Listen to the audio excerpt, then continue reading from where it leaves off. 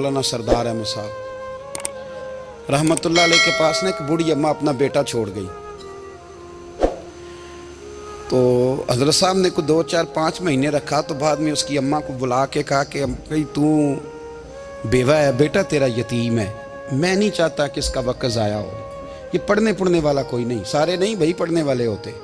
अब यहाँ उलमा बैठे हैं, मैं बेअदब भी ना हो जाऊँ। कुछ पूरे 8 साल लगा के भी आ जाते हैं, सनद भी उनके पास होती है। नाराज ना हो जाना, ये तो सब अच्छे लोग हैं। सनद होती है पर पता पुता कोई नहीं होता। ये आला हजरत ने लिखी है बात। सनद होती है, पूरी डिग्री होती है, उस पर कई लोगों के साइन भी होते हैं। तो बहुत सारे तालिब इल्म ऐसे होते हैं जो मदारस में कहते हैं मैं फाजल फलां हूँ, लेकिन कोई शय पास। तो मौलाना सरदार अहमद साहब मुहद्दिस आज़म पाकिस्तान रहमतुल्लाह अलैह उस बूढ़ी को कहने लगे तेरा बेटा कुंद देना है, पढ़ना पढ़ाना इसने कुछ भी नहीं। तो यतीम बच्चा है, कल को तू कहेगी कि मेरे बेटे ने वक्त ज़ाया किया तो वापस ले जा।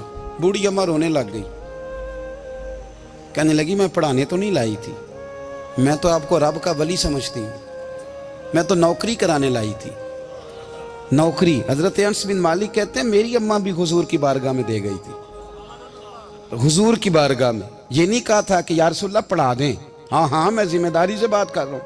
ये नहीं कहा था हुजूर मुजाहिद बना दें, ये थोड़ी कहा था कि या रसूलल्लाह सल्लल्लाहु तआला अलैहि वसल्लम से मुफस्सिर मुहद्दिस मुहक्किक मुफ्ती बना दें। हजरत अनस की अम्मा कह गई थी सोनिया जब तक ये रहेगा ना आपकी नौकरी करेगा, ये घर के काम काज करेगा, ड्यूटी करेगा, हुजूर ये आपकी नौकरी करेगा। तो मेरे महबूब ने फिर दुआ कर दी, अल्लाह इसे बरकत अता फरमा। तुम समझता है खिदमत वाला खाली रह जाता है? जितना जायका खिदमत वाले को मिलता है, जो उसके नसीब में आता है, वो किसी का नसीब कहां भाई। हजरत अनस कहते हैं हुजूर ने दुआ कर दी, बरकत की। मुझे तो खेती बाड़ी आती भी नहीं थी, पर लोगों के बाग में साल में 1 दफा फल लगता था, मेरे बाग में 2 दफा लगता था। हुजूर ने दुआ कर दी अल्लाह इसे औलाद दे। फरमाते हैं मेरे बेटे, मेरे पोते, मेरे नवासे, मेरी बेटियां, फरमाते हैं मैं जिंदा हूं और मेरी 100 औलादे मौजूद हैं। परेशान हो गया 100 सुन के बच्चे 2 ही अच्छे, 100 औलादे मेरी मौजूद हैं। हजरत अनस बिन मौलाना सरदार अहमद साहब के पास ना छोड़ गई बच्चा, कहने लगी हजरत जी मैं को पढ़ाने के लिए थोड़ा छोड़ गई हूँ, मैं तो इसलिए छोड़ के गई हूँ कि आप मेहरबानी करें, खिदमत कराएं। तो हजरत जी कहने लगे कोई ऐसा काम ही नहीं, खिदमत वाला क्या कराऊं। कहने लगी पट्ठे पवा लिया करो जी। हूँ लड़ पेंदे ने, कहने ने बच्चे काम करते हैं मदरसे का। हालांकि अब कहाँ बच्चे काम करते हैं, अब तो गुजर गया दौर, अब तो बच्चे काम कराते हैं। अब बच्चे भी नाराज हो रहे हैं, घूर घूर के देख रहे हैं। सही पह रहा हूँ आपको, बच्चे काम कराते हैं, बच्चे कहाँ काम करते हैं।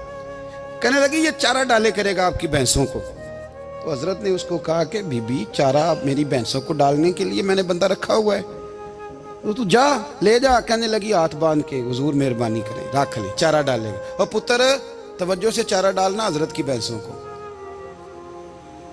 रोने लगी, हजरत ने रख लिया, महीने का खर्चा भी देते।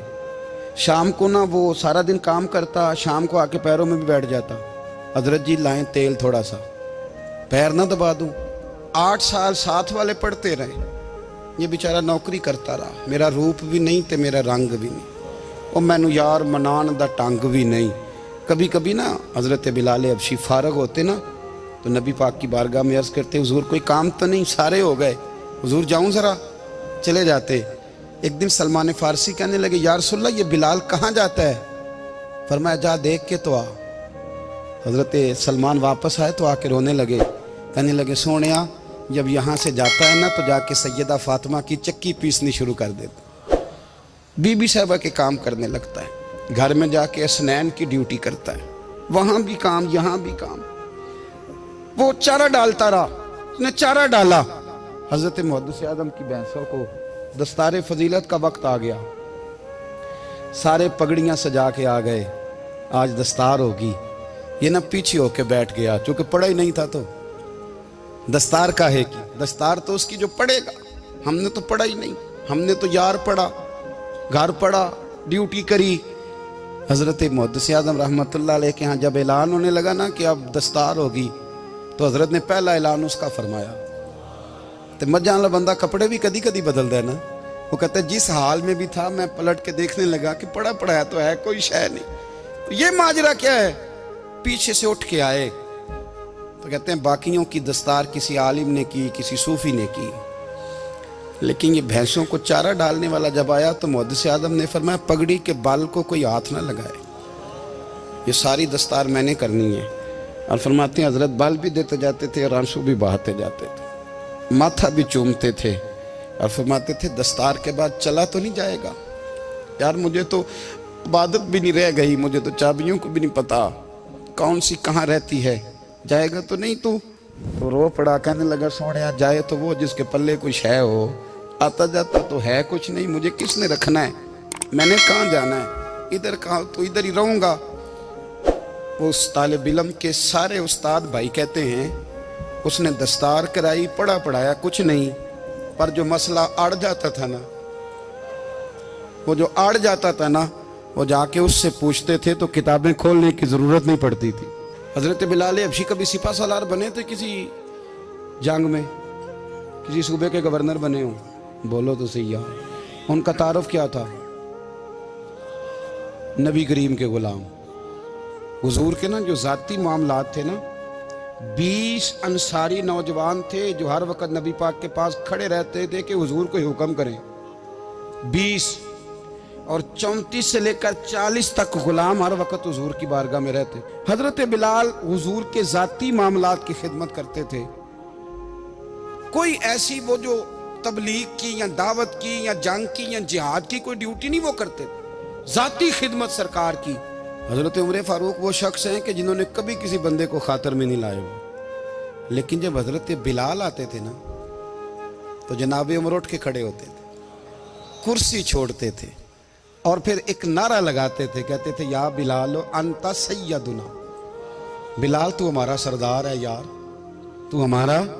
यानी इश्क का ज़ौक पूरा करना उन्हें भी आता था। इसलिए मेरा मशवरा है, मेरी राय है, और जो मेरा हुक्म मानने वाले हैं उनके लिए मेरा हुक्म है कि ज़ौक ना कभी भी ख़राब करना, कभी भी ना ज़ौक ना ख़राब करना, अपना लुत्फ़। मैंने कई दफ़ा, मैं पहली दफ़ा मदीना शरीफ हाज़िर हुआ तो एक बाबा जी मेरे आगे आगे थे, तो उनको ना धक्के मार रहा था। वो सामने खड़े होते हैं ना, अल्लाह खैर फरमाए, अपनी अपनी ड्यूटी है ना, उनकी भी एक ड्यूटी है ना जी।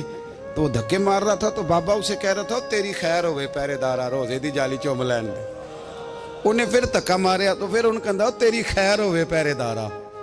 मैंने, वो बिल्कुल अनपढ़ बाबा जी थे, पर मुझे उन्होंने बहुत बड़ी बात समझा दी, मैंने उनसे बड़ा सीखा, मिंबर पे जिक्र कर रहा हूँ। वो तीसरी दफा फिर धक्का मारा, तेरी खैर हो गए पहरेदार, रोजे दी जाली। तो बाबा जी बाहर निकल आए तो मैं भी पीछे निकल आया। तो मैंने कहा बाबा जी यहाँ कुछ इन्होंने बांग्लादेशी और हिंदुस्तानी भी रखे हुए हैं, पर ये तो अरबी था खालस, उन्होंने कदों तो भी समझ आती सी, तुसी पंजाबी का शेर सुनाई जा रहे हो। कहते पुत्र मैनू भी पता है उन्होंने नहीं समझ आ रही, पर मैं तो अपना रांझा पै राजी करता सा, मैनू पता है उन्होंने कहा यार असी रांझा भी तो राजी करना है कि नहीं, कि सारी जिंदगी किलो काल के झगड़े में पड़े रहना। ऐ इश्क तेरे सदके जलने से छुटे सस्ते, जो आग बुझा देगी वो। और एक जगह पे आला हजरत कहते हैं जान दे दी वादा दीदार पर, हमने जान दे दी। हाँ, खाली उसने वादा किया था कि आऊंगा, आया नहीं था, पर जान हमने पहले दे दी।